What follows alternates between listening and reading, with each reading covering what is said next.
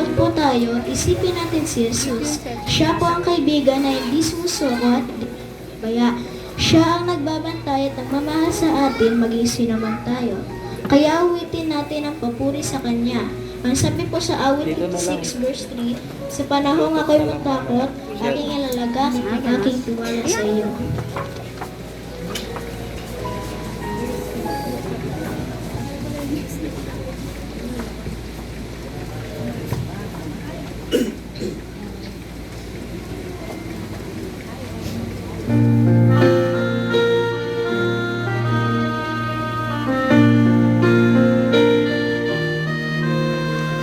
Isang bata